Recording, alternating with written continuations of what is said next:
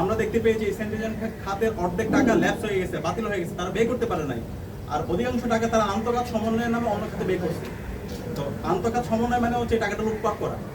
আমরা দেখতে পেয়েছি বিশ্ববিদ্যালয়ের যিনি ট্রেজারার তার নেতৃত্বে লুটপাটগুলো হয়, যে কারণে আমাদের এই শিক্ষার্থীদের বারবার সাফার করতে হচ্ছে, ক্যান্টিনগুলোতে বসতে পারছে না, এবং এই বারবার তারা শিক্ষার্থীদেরকে অমানবিক তারা কষ্টগুলো দিচ্ছে। এবং এর সাথে আমরা এই খাবারের জন্য ভর্তুকি দেওয়া হয়, শিক্ষার্থীদের জন্য সুলভ মূল্যে খাদ্য ক্যান্টিনগুলোতে পাই, সেটার জন্য আমরা টিসিবি থেকে একটা বাজেট নিয়ে এসেছিলাম, এবং টিসির পণ্যগুলো আমরা বিশ্ববিদ্যালয়ের সাথে সমন্বয় করা হয়, সেটার জন্য আমরা এর আগে অন্তর্বর্তীকালীন সরকারের সময়ে সেটার জন্য আমরা এমওইউ করেছিলাম। কিন্তু নতুন নির্বাচিত সরকার আসার পরে সে এমওইউগুলো বাতিল করে দেওয়া হয়েছে। এখন আমরা বর্তমান প্রধানমন্ত্রী এবং নির্বাচিত সরকারের কাছে আমরা প্রশ্ন রাখতে চাই, আপনারা কি ঢাকা বিশ্ববিদ্যালয়ের শিক্ষার্থীরা কষ্টে থাকুক, খাদ্যের কারণে তাদের খাদ্য অনিরাপত্তার মধ্যে দিয়ে যাক, তাদের এক্সট্রিম ফাইন্যান্সিয়াল ক্রাইসিসের মাধ্যমে তাদের একবেলা খেয়ে দুবেলা না খেয়ে থাকতে হোক, এটা কি আপনারা চান?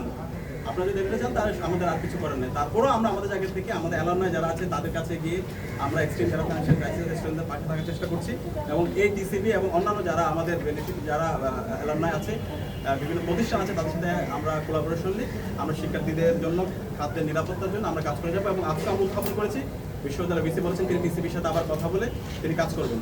একই সাথে আমরা নিরাপদ ক্যাম্পাস করার জন্য আমরা বিশেষ করে নারী শিক্ষার্থীদের প্রত্যেকটা হলে আমরা সিকিউরিটি গেট স্থাপন করার জন্য স্পন্সর নিয়ে এসেছি, গেট নিয়ে এসেছি, কিন্তু হল প্রশাসনের অসহযোগিতার কারণে আমরা গেটগুলো স্থাপন করতে পারি নাই।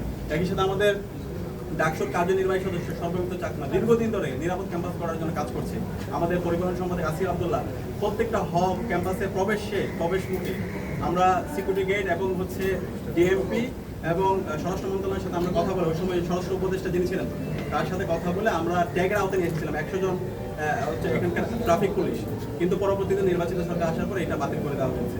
তো এই নিরাপদ ক্যাম্পাস যদি আমরা বিনিময় না করতে না পারি, তাহলে আমার মেয়েদের উপর এখানে বিভিন্ন ধরনের হামলা হচ্ছে, শিক্ষার্থীদের উপর হামলা হচ্ছে, ডাকসু নির্বাচিত প্রতিনিধিদের উপর হামলা হচ্ছে, ক্যাম্পাসটা উন্মুক্ত থেকে যাচ্ছে।